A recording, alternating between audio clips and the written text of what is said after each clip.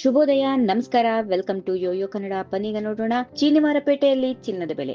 ಗಗನದತ್ತ ಮುಖ ಮಾಡಿದ್ದ ಬಂಗಾರದ ಬೆಲೆ ಕೊನೆಗೂ ಇಳಿಕೆ ಆಗ್ತಾ ಇದೆ. ಬೆಳ್ಳಿ ದರ ಕೂಡ ಭಾರಿ ಕುಸಿತ ಕಂಡಿದೆ. ನವೆಂಬರ್ ತಿಂಗಳ ಅಂತ್ಯದಲ್ಲಿ ಏರಿಕೆಯಾಗಿದ್ದ ಬಂಗಾರದ ಬೆಲೆ, ಮಹಿಳೆಯರ ಅಚ್ಚುಮೆಚ್ಚಿನ ಹಳದಿ ಲೋಹ ಡಿಸೆಂಬರ್ ಮೊದಲ ವಾರದಲ್ಲೇ ಸ್ವಲ್ಪ ಇಳಿಕೆ ಕಂಡು ಬಂದಿದೆ. ಚೀನಿವಾರಪೇಟೆಯಲ್ಲಿ ಚಿನ್ನದ ದರ 650 ರೂಪಾಯಿಗಳಷ್ಟು ಇಳಿಕೆಯಾಗಿ ಬೆಂಗಳೂರಿನಲ್ಲಿ ಇಂದು ಚಿನ್ನದ ದರ 22 ಕ್ಯಾರೆಟ್ ಇಂದು 10 ಗ್ರಾಂಗೆ 600 ರೂಪಾಯಿ ಇಳಿಕೆಯಾದ ನಂತರ 70,900 ರೂಪಾಯಿಗೆ ಕುಸಿದಿದೆ. ಅಂತೆಯೇ 24 ಕ್ಯಾರೆಟ್ನ ಚಿನ್ನದ ದರದಲ್ಲಿ ಕೂಡ 650 ರೂಪಾಯಿ ಇಳಿಕೆಯಾಗಿ 77,350 ರೂಪಾಯಿ ಆಗಿದೆ.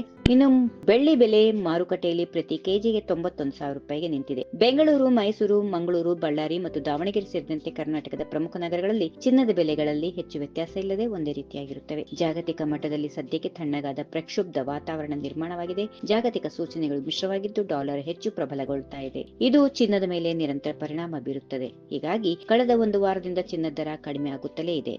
ಈ ವಿಡಿಯೋ ನಿಮಗೆ ಇಷ್ಟವಾದಲ್ಲಿ ಲೈಕ್ ಮಾಡಿ, ಶೇರ್ ಮಾಡಿ, ಸಬ್ಸ್ಕ್ರೈಬ್ ಮಾಡಿ.